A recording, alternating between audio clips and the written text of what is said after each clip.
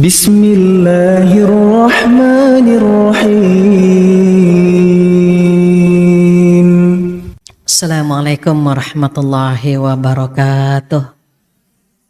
Bismillahirrahmanirrahim. Alhamdulillahi rabbil alamin. Wabihi nasta'inu ala umuri dunya waddin. Salatu wassalamu ala ashrafil anbiya'i wal mursalin wa ala alihi wa sahbihi wa man tabi'ahu ila yaumiddin. Alhamdulillah dan alhamdulillah dengan izin Allah. Hari ini Allah mempertemukan kita dengan cintanya, dengan rahmatnya.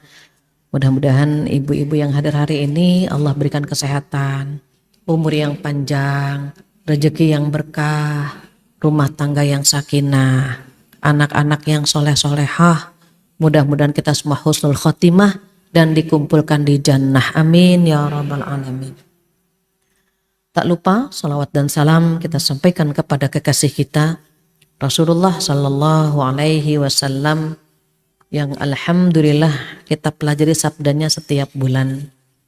Hari ini kita sampai di hadis ke-22, di mana hadis ini temanya tentang jalan menuju ke surga.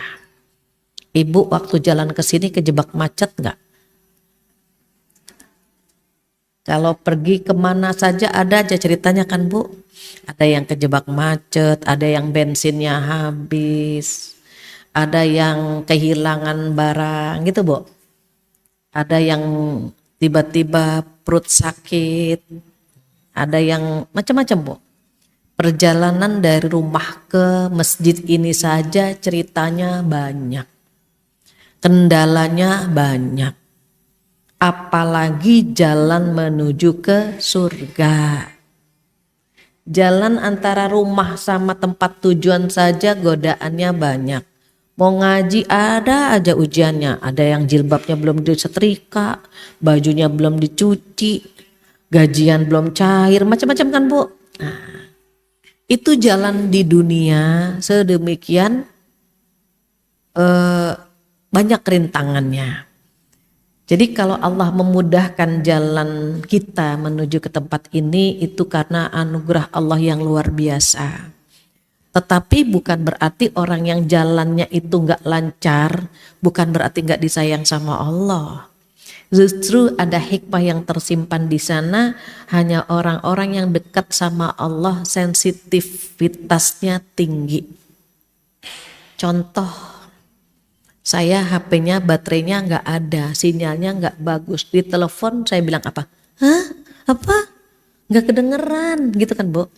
Beda kalau pulsanya penuh, baterainya penuh. Ya oke, langsung nyambung. Sama dengan amal soleh. Allah ngetik tek, disentuh hati kita. Deket banget sama Allah. Entah itu berupa kenikmatan atau itu berupa ujian, semuanya mampu mendekatkan kita kepada Allah. Jadi kalau hidup kita tidak biasa-biasa, ada yang seneng terus, ada yang sedih terus gitu ya, namanya juga jalan menuju ke surga. Mudah-mudahan jalan yang kita lalui mendapat ridho Allah subhanahu wa ta'ala dan kita semua dikumpulkan di surga bersama Rasulullah sallallahu alaihi wasallam nanti. Amin ya rabbal alamin. Hari ini hadis kedua-dua, Qori'ah boleh tolong dibacakan hadis dan artinya. Ibu-ibu yang punya HP boleh di-download hadis arba'in. Hadis yang ke-22. Silakan. An Abi Abdillahi Jabir ibni Abdillahi al-Ansari radhiyallahu anhuma anna rajulan sa'ala Rasulullah sallallahu alaihi wasallam faqala ara'aita idza sholaitu al-maktubat wa shamtu ramadana wa ahlaltu al-halala wal haramtu al-harama wa lam azid ala dzalika syai'an a'adkhulul jannah qala na'am. Dari Abu Abdullah Jabir bin Abdullah al-Ansari, seseorang bertanya kepada Rasulullah SAW seraya berkata, bagaimana pendapatmu jika saya melaksanakan sholat yang wajib, berpuasa Ramadan, menghalalkan yang halal, dan mengharamkan yang haram, dan saya tidak tambah sedikit pun, apakah saya akan masuk surga? Beliau bersabda, iya.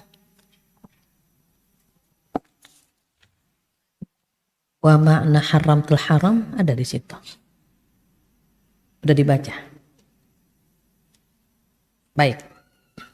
Karena kedengarannya baru sampai di na'am. Rawahu Muslim. Baik, kita perhatikan hadis ke-22 dari Abi Abdullah Jabir bin Abdullah Al-Ansari radhiyallahu an. Nah, di sini anhuma. Ibu masih ingat kalau anhuma apa?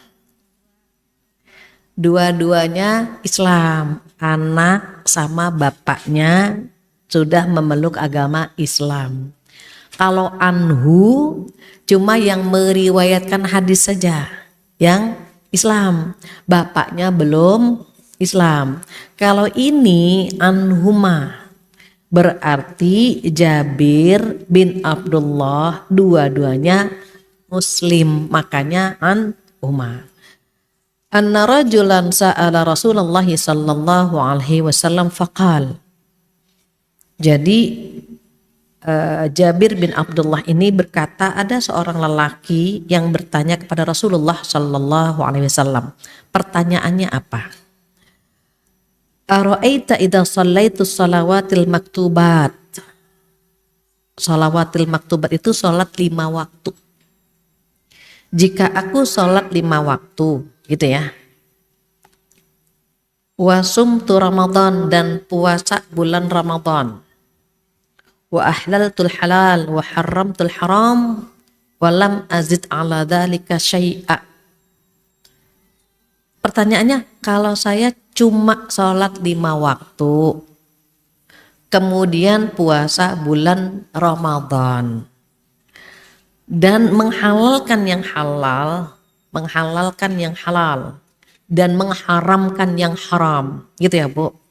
Kemudian aku tidak menambah selain amalan itu. Maksudnya gini, kalau saya hanya sholat 5 waktu saja, enggak sholat sunnah, gitu maksudnya. Kalau ibu kan rajin sholat sunnahnya nih, Nabi ya, Qobliyah Ba'diyah ayo, sholat malam ayo, witir ayo, duha ayo. Itu kalau lagi rajin. Semuanya dikerjain. Kalau lagi males, ya pahamlah kita ya Bu ya, kan iman naik turun. Karena iman naik turun, kalau lagi naik, bahasa gampangnya Bu, mumpung lagi naik gitu Bu. Mumpung lagi naik, banyakin amal tuh Bu. Jangan merasa puas nih mumpung lagi naik nih gitu. Masalahnya naiknya lama banget. Turunnya cepet banget gitu kan Bu. Nah kalau lagi naik nih, mumpung lagi naik, Ibu mohon maaf saya kasih bocoran. Ibu duduk di sini nih lagi naik. Amin. Iya Bu. Itu kata para ulama apa sih Bu? Iman itu naik dengan ketaatan, turun dengan kemaksiatan. Kalau ibu lagi naik nih duduk di sini, ibu jangan turunin lagi. Nuruninnya gampang banget Bu. Cuman bisik aja sama temen. Lihat deh Bu Lita. Ya Allah, alisnya tebel sebelah. Turun tuh Bu, langsung. Udah enggak usah batalin yang udah lagi naik-naiknya nih Bu, lagi cakep-cakepnya Bu. Nanti ada teman di luar, lihat Bu Susi enggak? Saya enggak lihat. Karena saya fokus dengerin Bu Fatihah membahas hadis kedua-dua. Itu Bu, biar gak turun tuh Bu. Walaupun yang lain ngajak ini ngajak itu, enggak, udah bismillah. Kadang-kadang iman kita gak kuat juga Bu, pengen juga nimbrung. Kalau saya tadi gak ngeliat siapa-siapa, cuman ngeliat MC-nya, ngeliat narasumbernya, ngeliat ini, sama aja tuh Bu. Jadi udah bismillah ngaji. Ini lagi naik Bu. Makanya iman kita lagi naik, tenangkan Bu kita Bu. Ibu mikirin cucian gak di rumah? Lagi enggak. Mikirin masakan lagi enggak kan Bu? Coba kalau kita pulang lagi, mulai tuh Bu di sini kepikiran anak, masakan gitu kan Bu. Nah mumpung lagi tenang, mumpung lagi bagus-bagusnya, masukinlah hadis ini ke dalam pikiran kita, ke dalam hati. Jadi nanti kalau bahasa gampangnya gini nih Bu. Ini kan gelas misalnya lagi kosong ya Bu ya, diisi sama air, tutup rapet, walaupun goyangan kenceng, pastikan Bu, gimana biar nggak tumpah. Namanya gelas digoyang-goyang adalah tumpah sedikit-sedikit gitu ya Bu ya. Ilmunya ada yang nyerap, ada yang keluar dikit gitu. Jangan tumpahnya sampai semuanya tumpah. Tadi pembahasan apa? Hadis 22 tentang apa? Itu dia, saya lupa. Jangan tumpah semuanya. Berusaha ditutup rapet-rapet. Biar apa Bu? Dibawa pulang ke rumah, ayo minum bareng-bareng gitu Bu.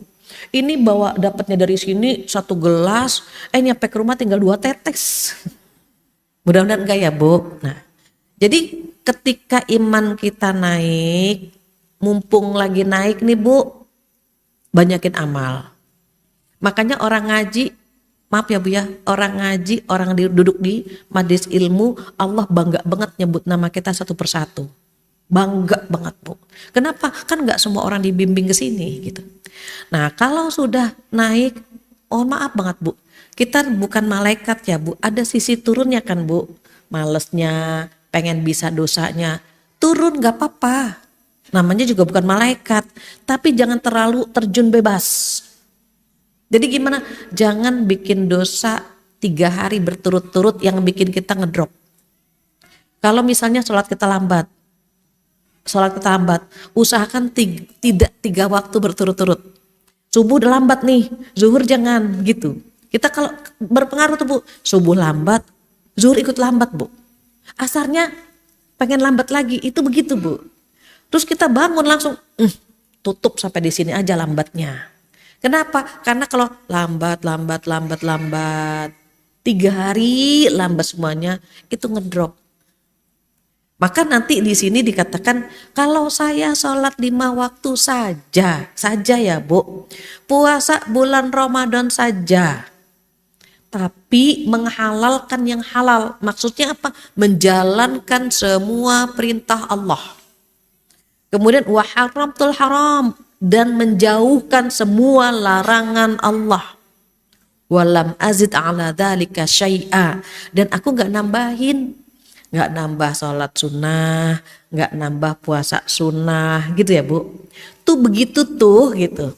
Adkhulul jannah, bisa masuk surga nggak gitu Bu. Kenapa pria ini pengen banget masuk surga? Kita kan hidup nggak lama Bu. Dunia itu tempat meninggal, bukan tempat tinggal. Tujuan kita kan ngejarnya ke surga. Coba ngapain di dunia? Kalau kita nggak ngejar surga, sayang Bu. Maka nanti kita perhatikan di dalam Al-Quran ada surat Al-Imran ayat 133. Kita disuruh ngejar 2 hal. Apa yang pertama? Yang pertama minta ampun, yang kedua mengejar surga. Udah ketemu belum Neng? Al-Imran 133, tolong bacakan. Dan bersegeralah kamu mencari ampunan dari Tuhanmu dan mendapatkan surga yang luasnya seluas langit dan bumi, yang disediakan bagi orang-orang yang bertakwa. Iya. Jadi kalau kita buru-buru untuk urusan dunia, ingat ayat ini. A'udzubillahi minasyaitonirrajim, wasari'u. Cepat-cepat bergegas kepada apa? Ila maghfirah. Nih nomor 1, kalau bikin dosa cepat minta ampun. Dosa kecil dengan istighfar, dosa besar dengan taubat. Jadi yang pertama cepet-cepet, jangan nunda Ibu. Allah itu menunggu taubat kita, menunggu istighfar kita setiap saat. Mungkin dia hari ini, siang ini bikin dosa, mungkin nanti sore dia istighfar. Ditungguin Bu. Ya Allah, gak istighfar juga. Mungkin nanti malam mau tidur, ternyata cuma baca doa tidur langsung tidur. Ya Allah, gak istighfar ya, mungkin besok pagi gitu Bu. Ditunggu. Jadi kalau lagi diem nunggu angkot, misalnya ya Bu, lagi nunggu apa nih, mulut astagfirullahaladzim, astagfirullahaladzim, astagfirullahaladzim, astagfirullahaladzim 100 kali itu cuma 2 menit. Ngerumpi 2 jam kita. Masa istighfar yang cuma 2 menit kita gak mampu kan gitu Bu. Itu cepet-cepet tuh Bu. Terus kalau misalnya kita merasa kok udah ini, udah itu gitu ya Bu ya, kok nggak tenang juga, boleh jadi ada dosa besar yang kita lakukan. Ada yang tidak kita sadari. Mungkin kita pernah syirik, pernah menduakan Allah, datang ke tempat yang dilarang. Kan mungkin Bu. Atau yang kedua, boleh jadi nada kita tinggi sama ibu kita sampai dia terluka hatinya. Karena ulama ada yang berpendapat suara kita lebih tinggi daripada suara ibu kita, itu udah termasuk durhaka Bu. Boleh jadi suara kita lebih tinggi dari suara ibunda kita. Terus Bu kita ingat-ingat, ya Allah apalagi ya. Nah taubat aja. Mungkin ada dosa besar yang kita lakukan dan kita tidak menyadarinya, maka langsung taubatan nasuha. Termasuk mohon maaf ya Bu, mata kita kan suka gak sadar ya Bu melihat joker, jomblo keren, melihat brownies, brondong manis, terus kayak gini, Masya Allah, Masya Allah. Kalau Masya Allah, atau nunduk langsung. Ini lama banget, Masya Allah, Masya Allah. Astagfirullahaladzim gitu. Kita saja yang perempuan suka sama yang tampan, yang cantik gitu ya Bu. Apalagi laki-laki yang memang ujian pertama dan terberat adalah perempuan. Kalau kita kan sebetulnya ujian kita barang-barang branded Bu. Itu di Al-Quran udah dibagi ya Bu, hawa nafsu laki-laki ke perempuan, hawa nafsu perempuan ke barang-barang, numpuk barang. Ibu pasti numpuk barang. Jilbab ditumpuk, baju ditumpuk, bros ditumpuk, itu numpuk semua tuh Bu. Suami bajunya segini, udah kesempit, kedorong-dorong sama baju kita Bu. Baju suami makin ngempet aja Bu. Banyakan kita. Jadi hawa nafsunya seperti itu. Mungkin kita tidak bisa mengendalikan hawa nafsu kita, istighfar. Kan bahasa mudahnya kita kalau jalan di tempat becek, kecipratan lumpurnya lah dikit-dikit. Takut kan Bu ada dosa, istighfar, istighfar, istighfar. Itu nomor 1 kata Allah. Cepet-cepet jangan ditunda. Nah yang kedua, mengejar surga. Jadi wasari'u ila maghfiratim mir rabbikum, ampunan dari Tuhanmu gitu ya Bu ya. Wa jannah. Pertama mencari ampunan dari Allah, yang kedua mengejar surga. Artinya apa Bu? Boleh kok kita beramal pengen dapat surga. Makanya orang Badui tadi Bu, laki-laki tadi nanya ke Rasulullah SAW, kalau saya sholat cuma 5 waktu saja nggak nambah yang sunnah, saya bisa masuk surga nggak? Gitu. Iya. Terus saya puasa bulan Ramadan aja nggak nambah puasa Senin Kemis, nggak nambah puasa ayam mulbit gitu Bu. Nggak nambah sama yang lain-lain, saya bisa masuk surga nggak? Iya kata Rasulullah. Terus kuncinya apa? Menghalalkan yang halal. Semua perintah Allah dikerjain Bu. Semua larangan Allah ditinggalin. Nih, hukum kita tahu ya Bu ya, hukum ada 5. Ada wajib, ada sunnah. Perintah itu bisa bersifat wajib, bisa bersifat sunnah. Di tengah-tengahnya mubah. Mubah itu apa? Boleh tidur, jalan-jalan, belanja, selama masih standar ya Bu ya. Nah yang keduanya lagi ada yang makruh, ada yang haram. Jadi orang Badui ini nih di sini yang diperintahkan dikerjain, walaupun cuma yang wajib-wajib saja gitu. Nah yang dilarang Bu itu ditinggalin, yang haram nih Bu nih. Nah kalau dia kan polos Bu, bertanyanya apa adanya. Masalahnya kalau kita masih melakukan yang dilarang gitu kan Bu. Ngerumpi dilarang kan Bu. Masih ngerjain gak? Wah kalau gak ngerumpi sariawan kita Bu. Istighfar tuh Bu tuh. Bukan berarti boleh, gak boleh itu Bu. Gimana kita gak defisit, yang dilarang masih kita kerjakan. Beda sama yang pria Badui tadi. Udah gak ngerjain yang dilarang, yang diperintah sudah dikerjakan semua. Kita sholat betul, ini kan yang disebutkan sholat ya Bu. Jadi pertanyaan orang yang merindukan surga itu berbeda, Bu. Memang pengen masuk surga gitu. Jadi kalau begitu doang tuh gitu bahasa mudahnya, itu bisa masuk surga nggak sih? Bisa, kata Rasulullah. Jadi kalau misalnya kita benar-benar ingin masuk surga, ini kan surga luasnya seluas langit dan bumi ya Bu. Luasnya surga seluas langit dan bumi. Lantai satu sama lantai berikutnya itu seperti kita melihat bintang. Luas nggak Bu? Makanya kalau ini memotivasi aja.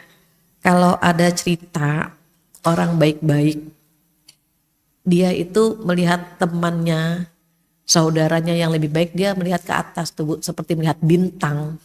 Itu yang di atas pun bisa melihat ke bawah. Yang kita takutkan gini Bu, teman-teman kita di lantai atas, terus dia babai-babai sama kita, ibu kenapa di bawah gitu Bu, kok dia bisa di atas ya? Boleh jadi dia punya ibadah rahasia yang kita nggak punya. Nanti di hari kiamat ada 3 model orang nyesel.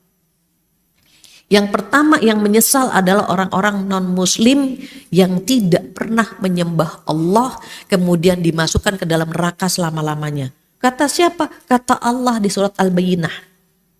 Orang kafir, baik dari ahlul kitab maupun orang musyrik, mereka akan di neraka selama-lamanya. Kalau tidak salah itu di surat Al-Bayyinah ayat 6. Takutnya itu dari mana dalilnya gitu ya. Tolong di ini Neng, dibantu bacakan artinya. Sungguh orang-orang yang kafir dari golongan ahli kitab dan orang-orang musyrik akan masuk ke neraka jahanam. Iya. Mereka kekal di dalamnya selama-lamanya. Mereka itu adalah sejahat-jahat makhluk.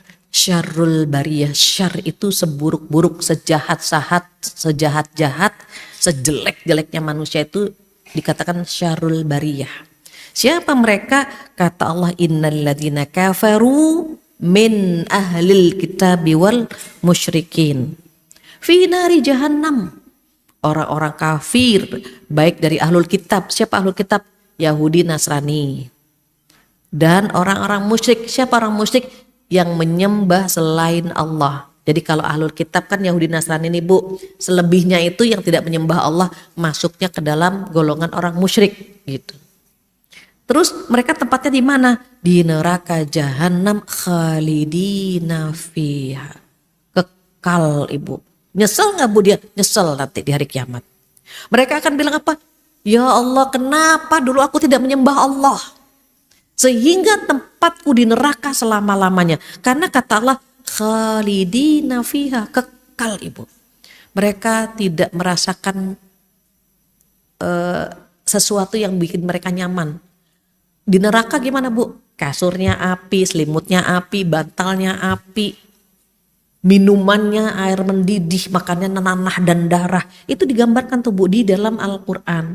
Terus mereka nyesel gak? Nyesel Bu, karena tidak akan pernah keluar dari api neraka selama-lamanya. Udah di neraka Bu. Nyeselnya luar biasa, itu nomor 1. Yang kedua, orang yang dosanya banyak. Kalau dosanya banyak otomatis di nerakanya lama kan Bu. Nih misalnya contoh. Ini tisu ini gambaran pakaian. Kalau pakaiannya bersih, dicelupnya sebentar kan Bu. Celing. Oh udah bersih gitu kan Bu. Udah langsung masuk ke lemari. Ada yang the kill of the kumel. Ya Allah, nodanya celup gak hilang juga, diinjak-injak, disikat pakai pemutih gitu kan Bu. Rendam lagi. Lama gak Bu rendamnya? Lama.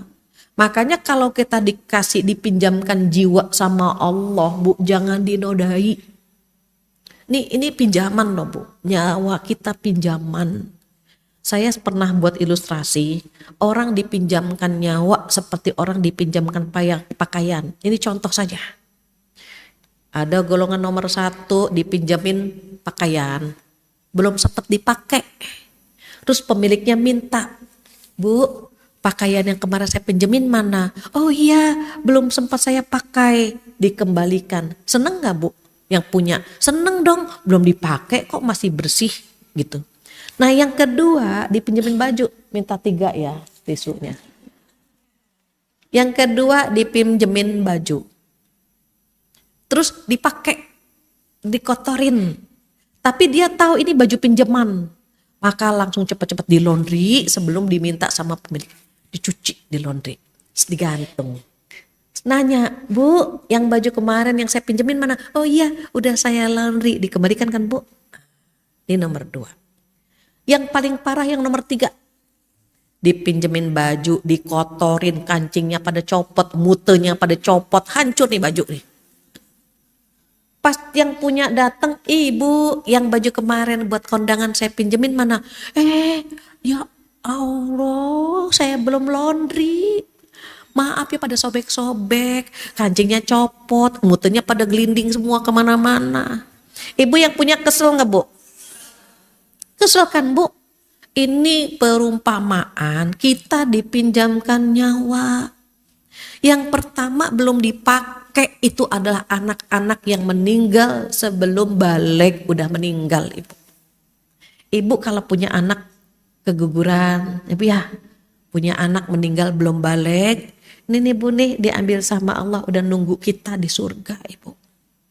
Nanti dia akan bilang, Mama, aku anaknya Mama yang waktu itu meninggal umur sekian. Ada lagi, aku anaknya Mama yang waktu itu keguguran, Mama inget gak? Ketika di surga dia menjadi pria tampan yang nyambut kita kalau kita ikhlas Ibu. Dia udah nunggu di surga nih Bu. Kenapa? Waktu diambil sama Allah dia belum balik, belum ternoda sama sekali. Ini nomor 1 Bu. Yang kedua siapa? Kita nih Bu. Dipinjemin jiwa, dipinjemin pakaian sama Allah, tapi kita tahu kan Bu, ya Allah barusan ngerumpik lagi, istighfar lagi, celup lagi, cuci lagi, siapin lagi, ada teman lagi, pakai lagi, kita pakai lagi, tapi kan kita sadar ini pinjeman Ibu, nyawa ini pinjeman. Jangan sampai nanti kembali kepada Allah belum sempat dibersihin. Maka cepet-cepet istighfar, cepet-cepet taubat. Khawatir Allah manggil kita, ini belum dicuci jiwa kita nih Bu. Dan Allah tahu ada yang lupa gak ngebersihin, ada yang gak sempet. Akhirnya sama Allah gimana Bu? Dikasih kesempatan dengan bertemu bulan Ramadan. Berpuasa di bulan Ramadan, apa kata Rasulullah SAW? Man shoma Ramadhana imanan wa ihtisaban ghufira lahu ma taqaddama min dzambih. Barang siapa yang berpuasa di bulan Ramadan karena keimanan dan keikhlasan, maka dosa-dosa yang telah lalu terhapus. Dosa yang mana Bu? Dosa-dosa kecil.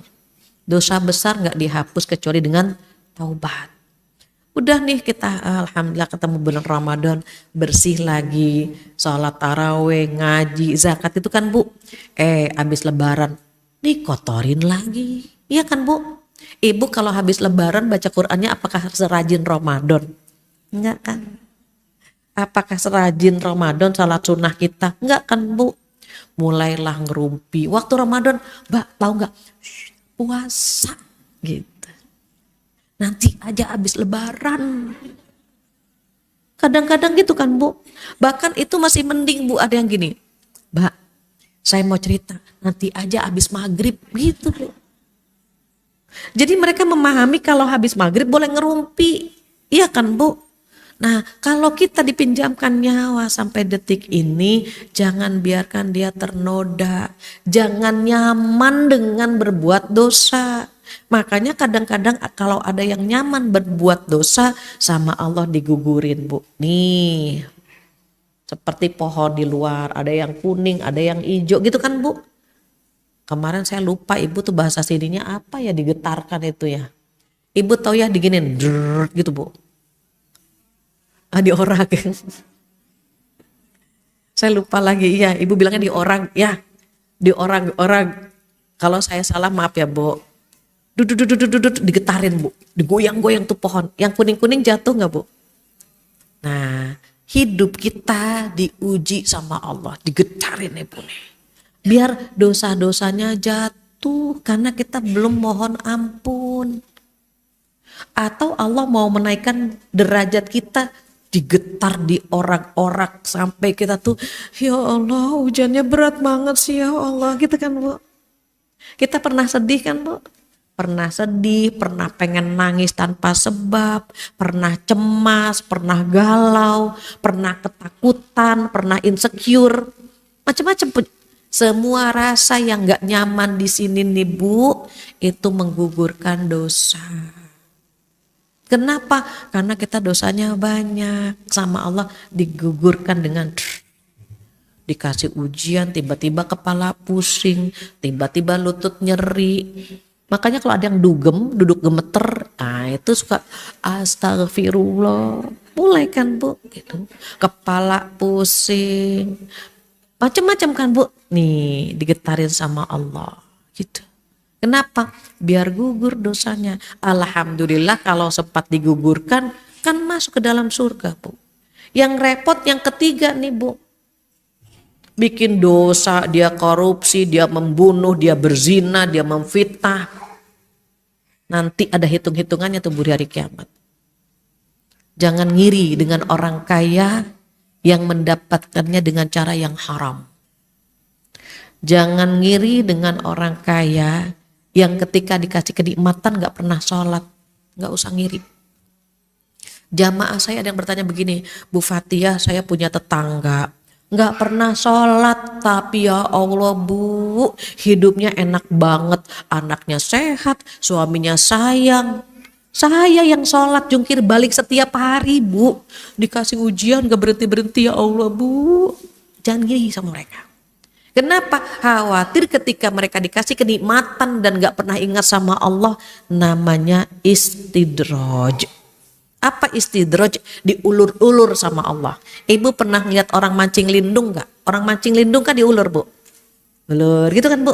Makanannya diulur lagi gitu Bu. Nanti kalau udah dimakan, ditarik, dibanting. Kita gak mau kan Bu, di istidrojin gak mau. Bahasa gampangnya dilulu, dibiarin gitu. Contoh, katanya ibu-ibu kalau nggak pakai contoh kan ngambang ya Bu ya. Contoh gini, ada anak bilang gini, Mama aku mau es krim, karena anak ini nurut gitu Bu. Karena anak ini sayang sama kita akan bilang, boleh gak? Boleh Nak, kamu mau yang mana es krimnya? Yang mau rasa apa Nak? Ambil. Enak kan Bu disayang. Nah yang satunya lagi, anak ini gak nurut, membangkang. Kadang-kadang disuruh ini, suruh itu gak mau, nyakitin juga. Udah tahu pilek minta es. Kira-kira kita marah gak ngasihnya? Gak usah, beliin gak gitu. Tuh makan, bisa dipahami kan Bu? Udah tahu pilek gak nurut, tuh makan tuh es krim. Enakan mana dikasih dengan pertama, yang mana Nak? Atau tuh makan tuh es krim, pilek-pilek rasain. Enakan mana Bu? Enakan yang pertama kan Bu. Allah ngasih kenikmatan sama hamba yang disayang tuh begitu. Ya Allah aku pengen ini, nanti akan aku kabulkan. Ya Allah aku pengen begitu, jangan yang itu ya, itu membahayakanmu, aku gak kasih ya, takut nanti kamu begini. Tapi kitanya suka ngeyel, tapi aku mau yang itu ya Allah, jangan.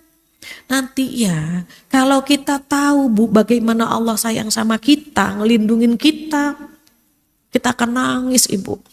Allah tuh sayang banget ya, kita minta yang berbahaya gak dikasih. Sayangnya kita suka sok tahu, itu tuh yang terbaik. Bukan, kata Allah, bukan yang terbaik. Makanya kalau ada doa kita yang belum terkabul, karena Allah tahu itu tidak cocok buat kita.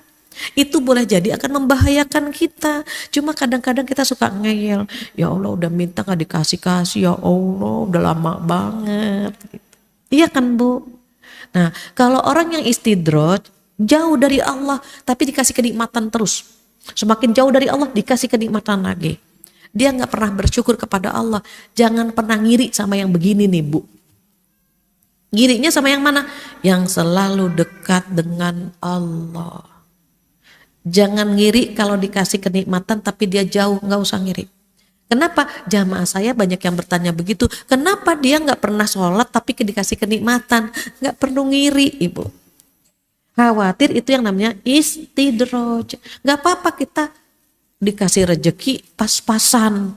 Pas mau beli rumah ada, pas mau beli mobil ada. Amin. Jadi ini yang dimaksud oleh penanya. Pengen banget dapat surga tuh begitu aja udah cukup belum? Cukup. Tetapi tadi Bu, dia menjalankan perintah Allah dan meninggalkan larangan Allah. Kalau kita kan masih suka meninggalkan perintah, masih suka ngerjain yang dilarang.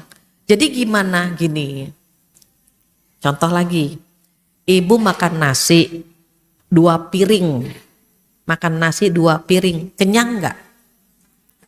Oh kenyang banget ya. Cuman nasinya saja, nggak ada lauknya, udah kenyang kan Bu? Kenyang. Tapi lebih enak lagi kan kalau ada ayam goreng, ada sayurnya, ada sambel, ada lalapan gitu kan Bu? Nah kalau cuma sholat 5 waktu sebetulnya udah cukup. Tetapi pertanyaannya, apakah sholat waktu kita ini diterima oleh Allah 100% gitu Bu? Karena kita nggak yakin sholat kita diterima 100%, kita perlu nambah dengan yang sunnah-sunnah lah gitu. Ya duha, ya qobliyah ba'diyah gitu Bu. Sama seperti orang makan, nasi saja sudah bikin kita kenyang, tapi kan nggak enak. Perlu ada lauknya, ada sayurnya, ada lalap, ada sambel. Sama halnya kita makan donat. Donat polos udah enak, tapi kan kita butuh toppingnya. Toppingnya ada yang gula, ada yang coklat gitu kan Bu. Ada yang seres dan seterusnya. Dirasakannya kan lebih enak kan Bu. Ibadah tuh begitu.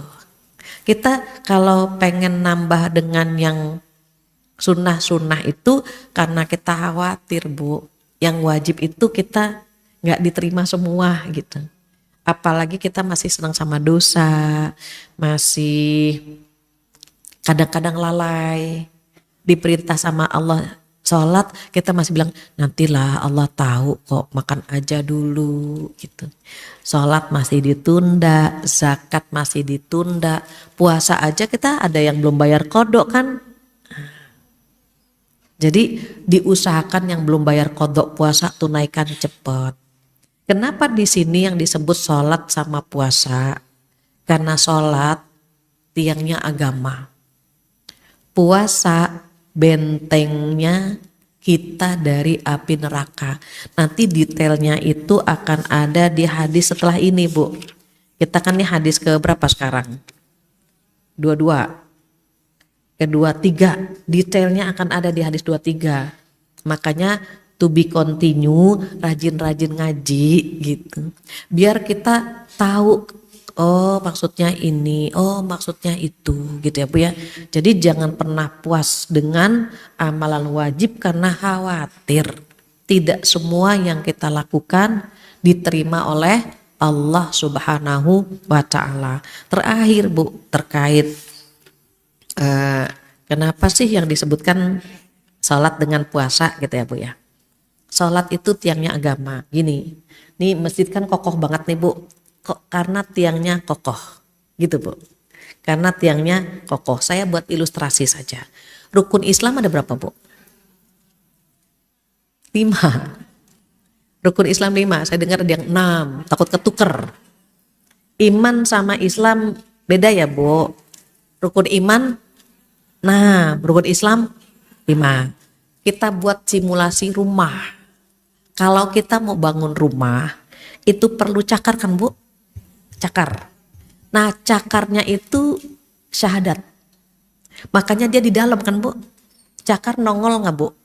Enggak. Syahadat itu di lisan dan di hati. Jadi cakarnya itu kita dibangun duluan. Biar kuat. Cakarnya baru tiang-tiangnya. Tiangnya ini sholat. Kalau tiangnya kokoh, angin datang dia akan tetap berdiri Bu. Kenapa? Tiangnya kuat. Maka kalau orang mengucapkan syahadat itu seperti pondasi, sholatnya bagus, dia akan kuat imannya. Diuji tetap gitu. Kan ada yang diuji dikit lepas jilbab. Diuji lagi pakai tank top. Diuji lagi pakai gitu kan Bu. Dan saya melihat teman-teman ada ya Bu. Teman-teman kita, saudara-saudara kita yang diuji. Kita nggak pernah tahu ujian dia memang seberat apa. Tapi kenapa harus lepas jilbab? Kenapa ada gitu? Jadi akhirnya saya lihat dia, loh kok dia udah nggak pakai jilbab ya? Kalau masih sopan, kan dia merasa malu kan Bu gitu. Tapi ketika saya lihat, karena kita sama-sama follow, dia follow saya follow back juga gitu. Bertemanlah kita di Instagram. Pas suatu hari dia lagi senam Bu, senam. Ibu tuh kan baju senam, posisi bodinya kan body goalsnya tuh kelihatan semuanya ya Bu. Dan dia pede karena masih muda, beda sama kita. Pakai baju senam semuanya kelihatan tuh Bu, rumbe-rumbenya di badan gitu. Jadi saya bilang, loh kok dia sekarang udah nggak pakai jilbab, kemudian kenapa dia pakai celana hot pants? Sampai teman-teman, emang seberat apa sih ujiannya sampai dia melepas jilbabnya, melepas baju panjangnya gitu. Kalau orang yang tiangnya kuat Bu, even digoyang sini-sini, enggak Bu. Ibu kan kelihatan wajahnya bermasalah semua ini. Tapi kan masih tetap pakai jilbab, masih cakep gitu kan Bu. Itu berarti boleh jadi saya husnuzon, ibu sholatnya keren. Nangis atau biasa Bu, nangis mah diuji ya. Namanya orang kadang-kadang kuat, kadang-kadang enggak. Nangis biasa nggak apa-apa. Selama nangisnya untuk Allah ya nggak apa-apa Bu. Ya Allah kenapa sih? Nggak apa-apa kan sama Allah nangisnya. Kalau diuji, ibu liatin aja sajadah. Lagi sedih, lihat aja sajadah. Ambil air wudhu deh Bu. Nangis di sajadah. Kan di rumah kita ada sajadah, gak jauh-jauh. Nyari sajadah kan gak perlu kesini kan Bu, di rumah ada. Jadi di kamar diusahakan, di kamar tuh ada sajadah. Jadi kalau misalnya lagi sedih, liatin aja sajadah. Sajadah itu udah manggil-manggil, ayo sini, sini, kata sajadah. Nah ngambil air wudhu tuh Bu, ada sajadah, nangis Bu. Gak apa-apa, kan kita manusia.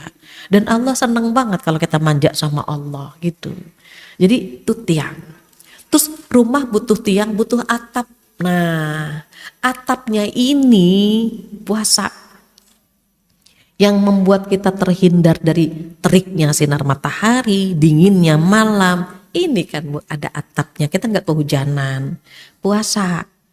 Terus cukup gak? Sebetulnya butuh ventilasi. Pintu, jendela biar sirkulasi udaranya sehat. Gitu Bu, itu zakat tuh Bu. Orang kalau sering zakat, menunaikan zakat ya Bu, sedekah, nih hatinya bersih insya Allah. Nggak ada penyakit hati keluar, ketekan lagi. Keluar lagi, ketekan lagi. Kenapa? Zakat itu membersihkan harta kita dan membersihkan hati. Pengen sombong, cepet-cepet sedekah Bu, nggak jadi. Dia mendem malu gitu. Jadi kalau ada penyakit hati, sedekah, dekah gitu Bu. Tiba-tiba pengen nongol nih, jamaah haji GC paling cantik saya, gitu Bu. Sedekah Bu, ada kotak sedekah. Nggak jadi, malu. Orang titipan semua, cantik titipan, ilmu titipan, gitu kan Bu. Semua popularitas, fasilitas, isi tas, titipan tuh Bu. Jadi dibersihin nih jendela, pintu kan ventilasi ya Bu, biar sirkulasi udara sehat. Udah cukup Bu, cukup sebetulnya. Ketika Allah memberikan dia rezeki lebih, buatlah taman yang indah yaitu pergi haji. Makanya pergi haji itu jika mampu.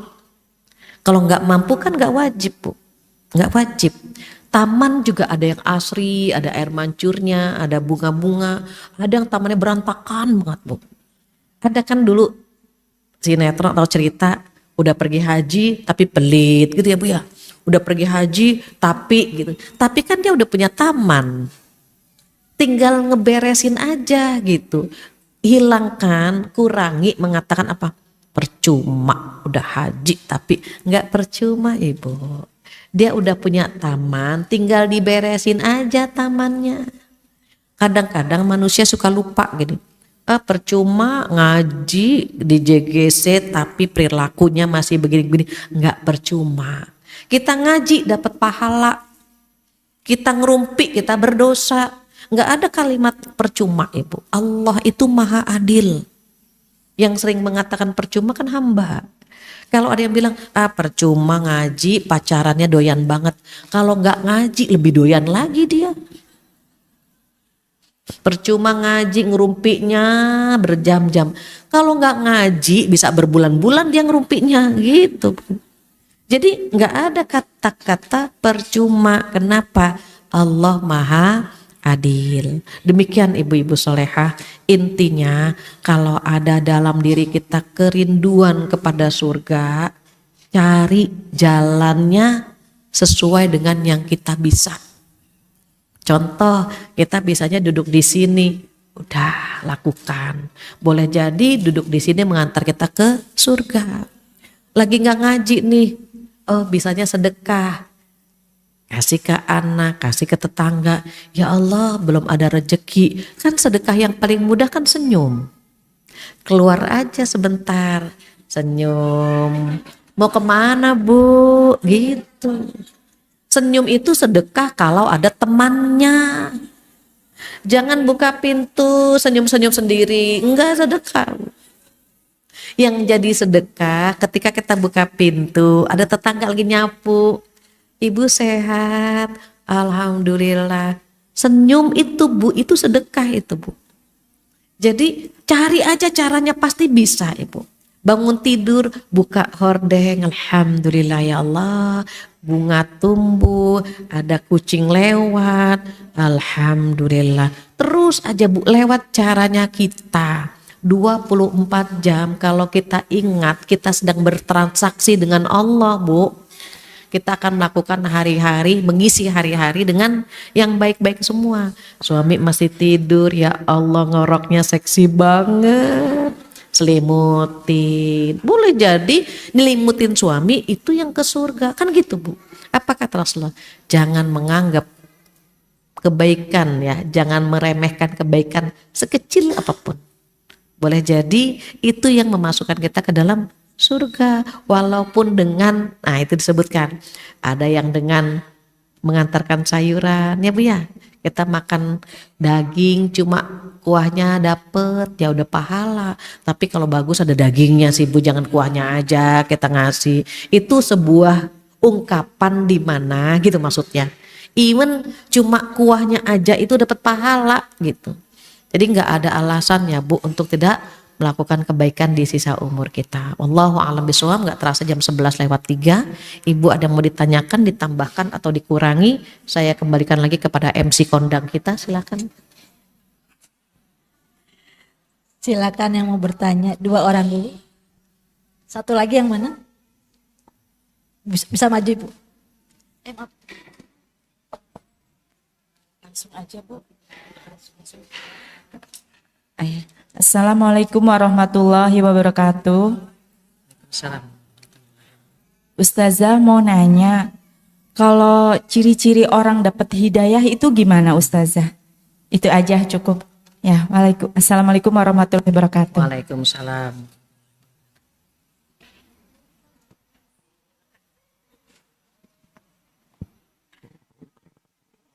Ada lagi lanjut?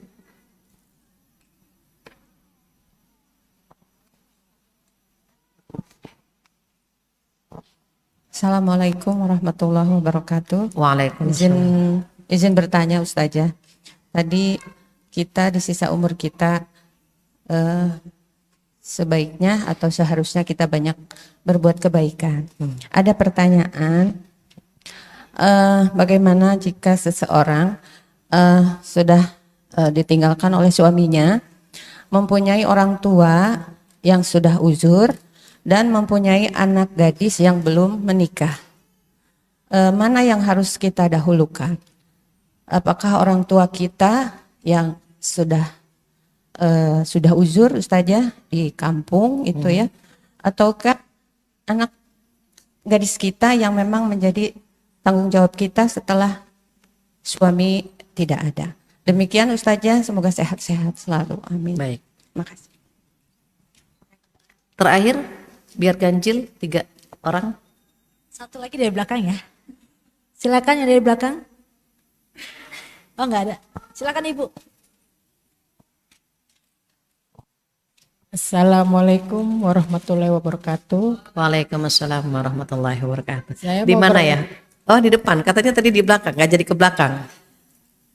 Yang mau saya tanyakan, bagaimana cara agar sholat bisa khusyuk dan tidak memikirkan hal-hal lain. Terima kasih. Baik. Ya, cukup 3 ya. Yang pertama terkait dengan ciri-ciri orang mendapatkan hidayah. Gini. Hidayah itu hak prerogatif Allah. Cuma Allah yang bisa ngasih hidayah. Rasulullah Shallallahu Alaihi Wasallam pengen banget pamannya masuk Islam. Terus masuk Islam nggak Bu Abu Thalib? Artinya apa? Jujur, hidayah itu, yakinkan diri, hidayah itu milik Allah. Sekaliber Rasulullah Shallallahu Alaihi Wasallam saja tidak bisa ngasih hidayah, apalagi kita.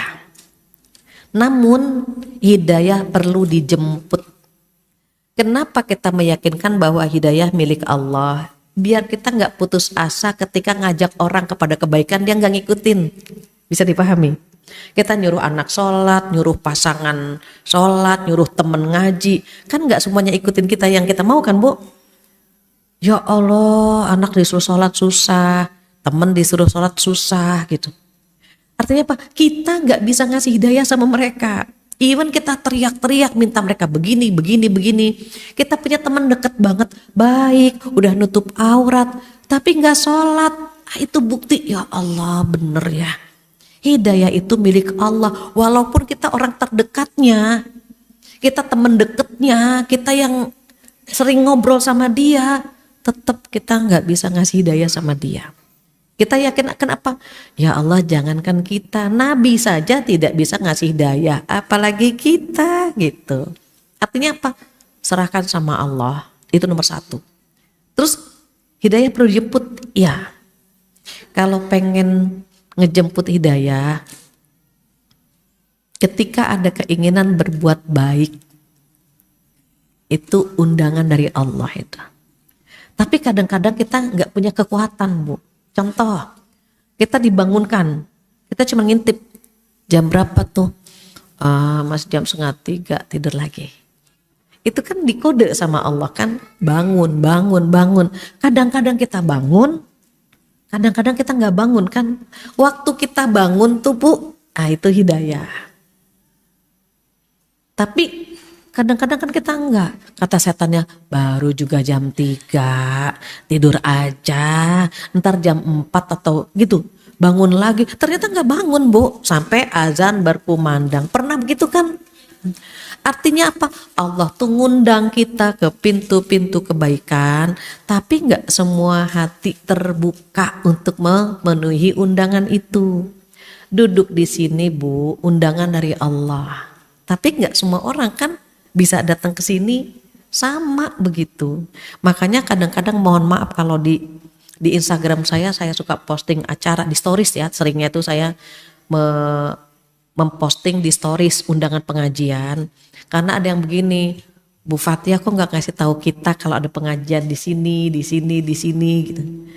Niatnya apa sih Bu? Niatnya biar nih loh ada pengajian saya di sini, kamu bisanya di mana? Mau di Cakung apa yang di gitu Bu? Apa yang di sini, apa yang di sini?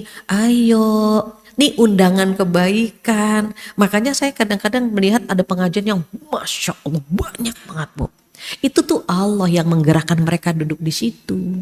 Kadang-kadang Bu cuma 5 orang. Ada. Artinya apa? Ya Allah ternyata gitu Bu, itu bukan lagi prerogatif bukan lagi hak kita, itu Allah gitu.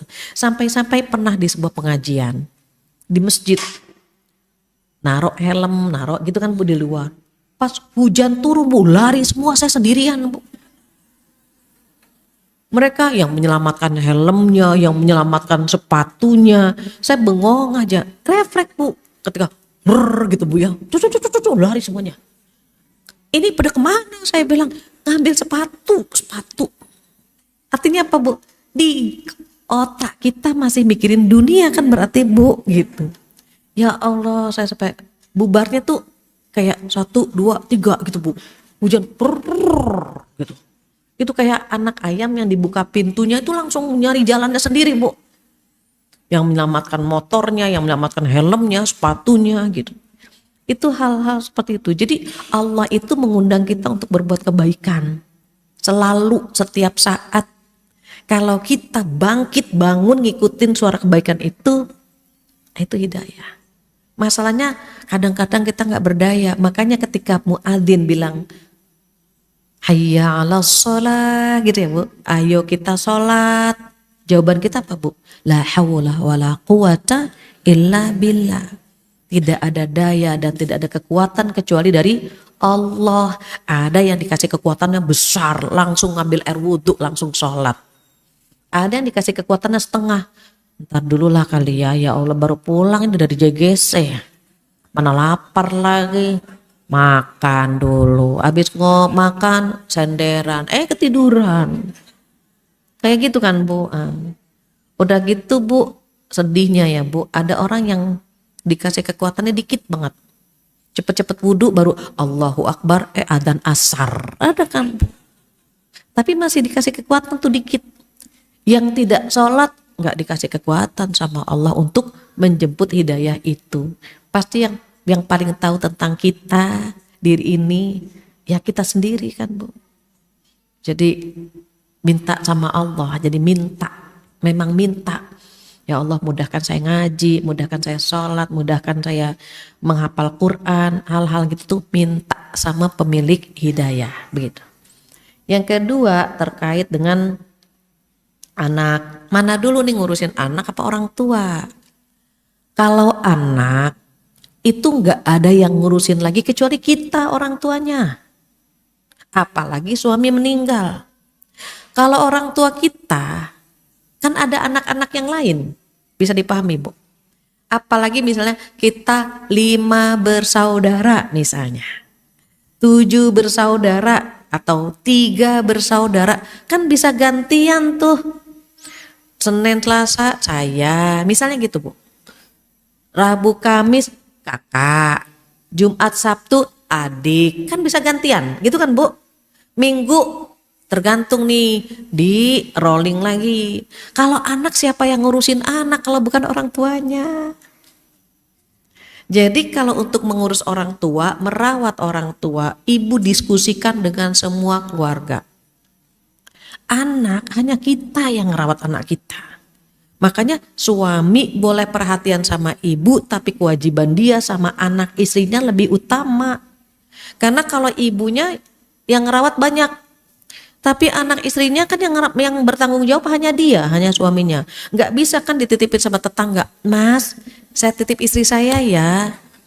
Dinikahin nanti sama tetangganya. Jadi ada namanya skala prioritas. Anak itu tanggung jawab kita, termasuk mohon maaf ya Bu, ibu-ibu solehah, kalau punya suami jangan dititipin sama orang tua sama tetangga. Dia butuh kita, apapun kegiatan dan kesibukan kita, ibu, kehadiran kita tuh nggak bisa digantikan gitu. Kalau orang tua kita kan ada anak-anak yang lain gitu ya Bu. Kalau suami kita cuma punya kita. Kalau digantikan ke orang lain juga kan kita marah-marah Bu. Jadi jangan ada porsi orang lain yang menggantikan posisi kita. Anggaplah suami misalnya nih Bu, bukan boleh ya Bu, kuotanya 4 istrinya Bu. Tapi bagaimana 4-4-nya ini nih diisi sama kita semua. Itu kalau kita nggak siap di madu, 4-4-nya kita yang ngisi gitu Bu. Masalahnya kadang-kadang kita nggak ngisi 4-4-nya, tapi kita nggak rela kalau suami buka cabang gitu. Anak-anak juga sama, kita cemburu kalau anak kita misalnya deket sama orang lain. Sementara kita pun gak ngisi jiwanya anak kita yang kosong. Padahal kan peran ibu itu harus mengisi jiwa anak yang kosong. Cuman ibunya, even dia punya ibu sambung gitu ya Bu ya, atau ibu tiri. Di hati anak itu cuma ibu kandungnya. Hanya ada orang-orang tertentu ya Bu yang memang dikasih hatinya Masya Allah.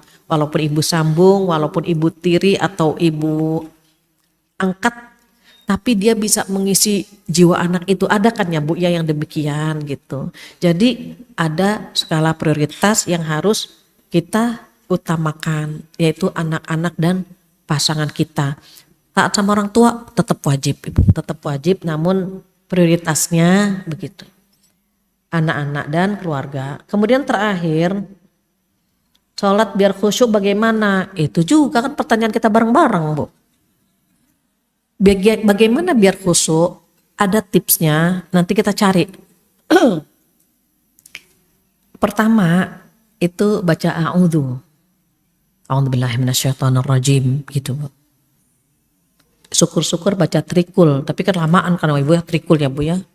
Qul huwallahu 3 kali, Al-Falaq 3 kali, An-Nas 3 kali. Makanya dibaca setelah sholat subuh atau duha, itu baca itu tuh trikul, Al-Fatihah, ayat kursi, trikul. Jadi a'udzubillahi minasyaitonirrajim, itu pertama. Kedua, Ibu tatap tempat sujud. Ini sajadahnya bagus nih, nggak ada gambar-gambar. Ibu jangan jadikan yang bintang-bintang tempat sujud. Makanya ini tempat kaki kan ya, yang bintang apa tuh yang warnanya kuning itu kan tempat kaki. Ibu tatap tempat sujud gitu. Kalau ini bagus, kalau di sajadah rumah kita kan ada gambar Ka'bah atau ada gambar gitu ya Bu ya. Biasanya kalau kita menatap tempat sujud, nah mata tuh gitu tuh Bu, fokus gitu. Kalau mencong sedikit, oh pintunya sebelah sini ya. Sebelah sini ada pintunya nggak gitu. Mata fokus ke tempat sujud, meleng dikit balik lagi ke tempat sujud lagi. Itu yang kedua. Yang ketiga, itu tadi terkait dengan mata nih Bu. Yang ketiga terkait dengan bacaan. Setiap gerakan itu ada Allahu Akbar. Allahu Akbar. Setiap gerakan, kecuali bangun dari ruku, Sami'allahu liman hamidah. Allahu Akbar. Setiap gerakan ini bibir ada ucapan takbir. Sujud Allahu Akbar. Allahu Akbar. Diingatkan kita lagi ngobrol sama Allah. Itu yang keberapa? Ketiga. Sebetulnya ada belasan, tapi yang realistis bisa kita amalin ada beberapa lah. Yang keempat, Ibu suaranya itu didengerin ke telinga sendiri. Bukan telinga tetangga ya, telinga sendiri. Bismillahirrahmanirrahim. Alhamdulillah. Gitu. Akan berbeda dengan gini Bu. Itu akan berbeda. Iya, nanti rasakan. Beda kalau Bismillahirrahmanirrahim. Alhamdulillah. Itu akan berbeda.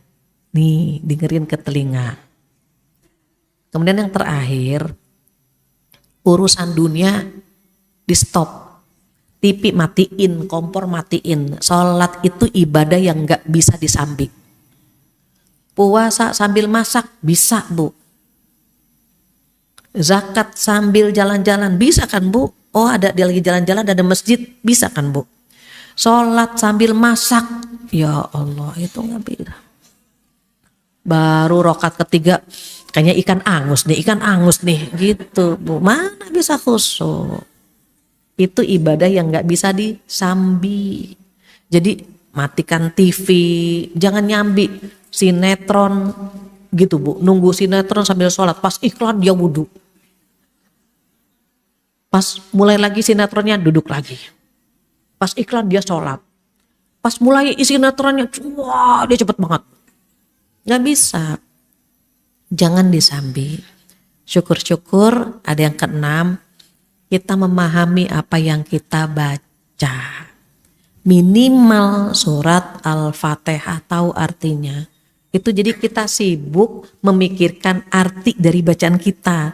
Karena kita sibuk mikirin tadi, Bu, nggak ada pikiran yang lain karena kita sibuk.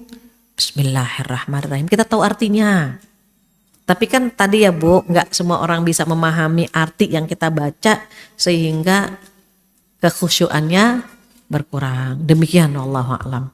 Mudah-mudahan bermanfaat buat kita semuanya dan mudah-mudahan hadis hari ini Bu bisa kita amalkan ya Bu, belajar untuk meninggalkan hal-hal yang dilarang dan berusaha mengerjakan yang diperintah.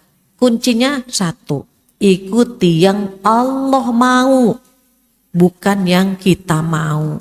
Kita maunya ngerumpi, enggak, Allah enggak suka, tinggalin.